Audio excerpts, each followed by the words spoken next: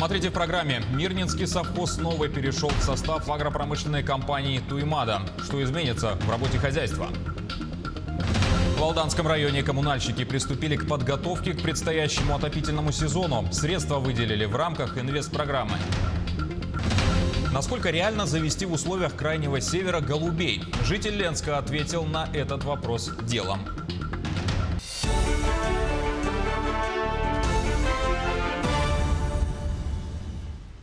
Продолжаем эфир канала новостями к этому часу. Улицы Геленджика в Краснодарском крае после ливня превратились в реки. На кадрах людей буквально сносит потоком воды, напоминающим течение. Некоторые даже решили ему не сопротивляться и поплыли туда, куда несет их бушующая стихия. Ранее местное управление МЧС предупреждали граждан об экстренном повышении уровня воды в регионе. Более сотни пожаров действуют на территории Якутии. За сутки возникло 35 новых очагов и 81 пожар ликвидирован. Таковы данные авиалесоохраны и регионального МЧС. Сложная обстановка сохраняется на территории Верхоянского, Жиганского и Мирнинского районов. Там зарегистрировано 67 очагов. На тушении работают более 7,5 сотен человек и 100 единиц техники. Угрозы населенным пунктам и объектам экономики нет. В первую очередь производственных зданий в ТОР Якутия введут до конца года. Универсальные производственные объекты предназначены для сдачи в льготную аренду резидентам. Они строятся с 2019 года на площадке Капитоновка за счет средств бюджета Якутии. Теперь у резидентов появится возможность льготной аренды площадей на первоначальном этапе до постройки собственных производственных зданий. Сегодня на двух торах – Якутия и Южная Якутия – действует 38 резидентов с инвестиционными проектами на общую сумму 122 миллиарда рублей. Они занимаются созданием более 9 тысяч новых рабочих мест. Центр «Мои документы», как и другие организации, подстроился под новые реалии. Он открыт для посещения с некоторыми ограничениями. Как и ранее, попасть можно исключительно по предварительной записи через портал госуслуг или колл-центр. Перечень услуг сокращен. Часть сотрудников переведена на удаленный режим работы. Офисы и отделения по всему региону работают по единому графику с перерывом на обязательную полную дезинфекцию. На входе посетителей встречают сотрудники с дезинфицирующими средствами. Без маски вход воспрещен. Несмотря на это, количество граждан, посещающих офисы, остается высоким. Специалисты же центра допускаются к работе только после измерения температуры. Администраторы, которые непосредственно взаимодействуют с заявителями, дополнительно носят специальные защитные костюмы и очки. Ежедневно центр обслуживает до 2000 человек по республике, и половина из них – это город Якутск. До пандемии показатель в среднем был 4000 посетителей в день. Это все услуги Росреестра, оформление СНИЛС, ННН, паспорта гражданина РФ, детские выплаты, а именно ежемесячная выплата в размере 5000 рублей на ребенка до 3 лет, единовременная выплата в размере 10 тысяч рублей семьям с детьми в возрасте от 3 до 16 лет, ежемесячная выплата на ребенка в возрасте от 3 до 7 лет включительно. А также услуги Департамента градостроительства и окружной администрации города Якутска, выдача разрешения на строительство, кроме подачи уведомления о начале или окончании строительства объекта ЖС, и выдача разрешения на ввод объекта в эксплуатацию. Почти все остальные популярные услуги можно оформить в электронном виде. Случаи нападения собак на людей участились в Якутске. Ежедневно в местный травмпункт обращаются от 10 до 20 человек. Всего за прошедший месяц пострадали почти 120 горожан, более 40 из которых дети. Неблагоприятными районами столицы, где наблюдается большое скопление собак, выделяются Сайсарский и Строительная округа, ГРЭС, Белое озеро, район рынка Маньятах, а также микрорайоны Марха и Хатасы. Медики призывают жителей быть осторожными при встрече с собаками. При укусе немедленно обращаться в травмпункт республиканской больницы номер 2. Это здание скорой помощи. При поступлении таких пациентов сразу же оказывается экстренная неотложная медицинская помощь. Это первичная хирургическая обработка раны, иногда с наложением швов. Что еще? Обязательно собираем эпиданамнез, и на основании которого ставится профилактическое лечебное назначение антирабической вакцины. Также ставится по показаниям противостолбнячный анатоксин. Между тем, в Алданском районе коммунальщики приступили к подготовке к предстоящему отопительному сезону. Что уже готово и сколько еще предстоит, расскажет Руслан Павлов. Основной поставщик тепла в Алданском районе общество «Теплоэнергосервис» направило более 100 миллионов рублей на подготовку объектов тепловодоснабжения к новому отопительному сезону. Ограничения по коронавирусу, конечно же, сказались на темпах работ. Однако теплоцентрали и теплопункты практически готовы к пуску, докладывают специалисты «Теплоэнергосервиса».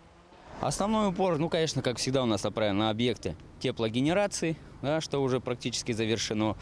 Осталось небольшие работы довести, и все, и мы готовы.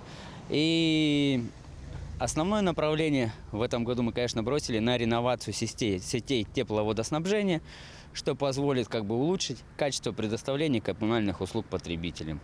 Основные населенные пункты, где обновят теплотрассы и водоводы, это город Алдан и поселок Лебединый. На реновации сетей тепловодоснабжения направлена значительная часть средств, выделенных на подготовку объектов ТВС. Будут заменены трубы, применены современные изоляционные материалы. На особом контроле подключение к централизованному теплоснабжению частного сектора города Алдана. Ремонтная программа – это инвестденьги, хозденьги, да? Ну и платежи населения, которые сегодня, опять же, тормозят весь ход программы. Буквально вчера я провел совещание. Судебные пристава 14 числа, надеюсь, выйдут в люди. И увеличим на сегодняшний день сборы, и все пойдут на ремонтную программу. С началом отопительного сезона у теплоэнергосервиса появятся новые абоненты. Один из них – спортивно-оздоровительный комплекс «Энергетик», где в усиленном режиме ведутся монтажные и сварочные работы на тепловом контуре комплекса. Руслан Павлов, Сергей Шипачев, Алдан. С этого года совхоз «Новый» в Мирном перешел в состав финансовой агропромышленной компании «Туймада». Теперь над сельским хозяйством работают сразу два предприятия. В тонкостях реорганизации разбиралась наш корреспондент Марферина Алексеева.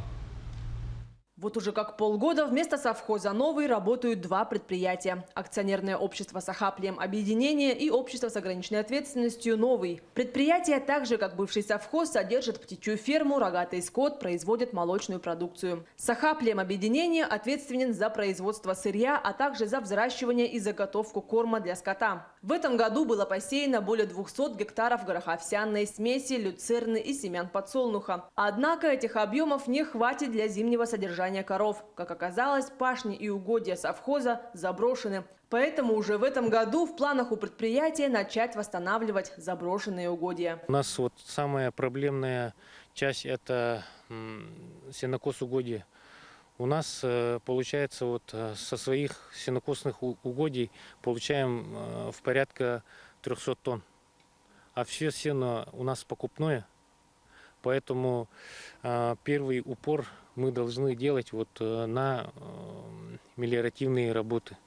На сегодня предприятие содержит 320 голов скота. В летний период коров содержит в летнем комплексе «Булдыри». В нем проживают и работают 15 сотрудников, 8 из них – доярки. В этом году обновлен цех сцеживания, закуплены новые аппараты. 2 раза в день каждая доярка обслуживает по 40 коров. За сутки в общем набирается 2,5 тонны молока. Они вообще разные.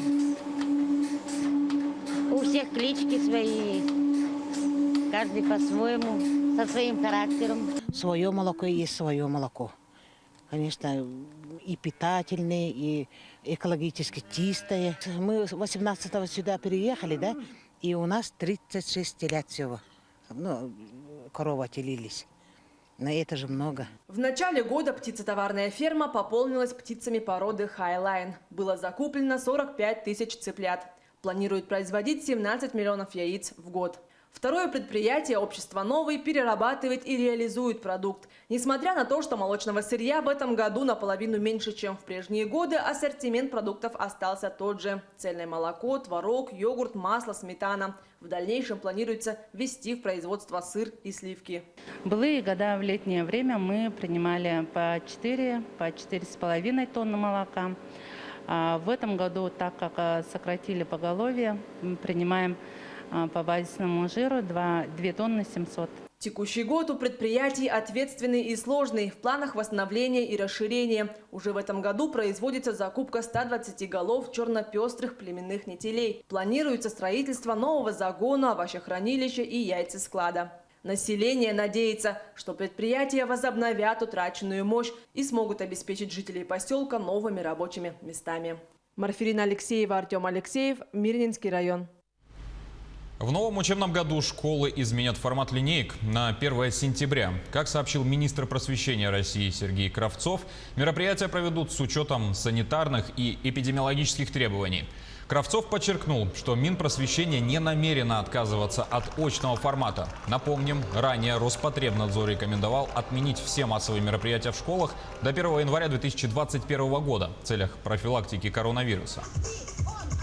Насколько реально завести в условиях Крайнего Севера голубей? Житель Ленска ответил на этот вопрос делом. Наш коллега Роман Токмаков о том, как чувствуют себя пернатые в Западной Якутии.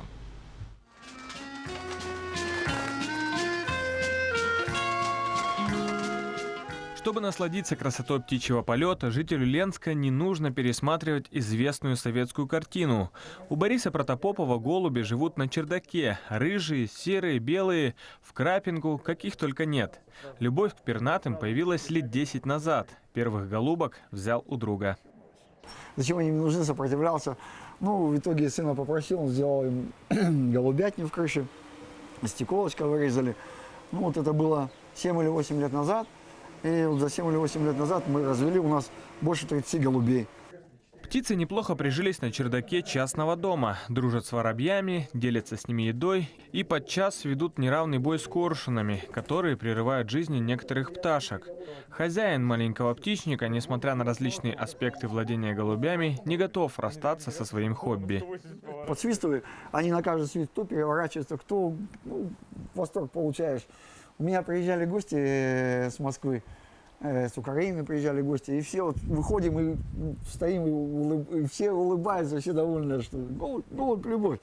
А упоминание в голубе даже в Евангелии есть, что когда Иоанн крестил Христа, Дух Господень спустился в виде голубя. А еще голуби завсегдатые местных торжеств, будь то свадьба или годовщина. Пернатые людям нравятся. Голуби на севере птицы нетипичные, при том, что в других городах России встречаются на каждом шагу. В старину они заменяли почтальонов, помогали в аэрофотосъемке, а также есть такое понятие, как голубиная охота. Но самое приятное во взаимодействии с голубем – это смотреть, как он летает. Ведь в этот момент становится так легко. Роман Токмаков, Олег Соснин, телеканал «Алмазный край». И на этом у нас пока вся информация. Увидимся в следующем часе.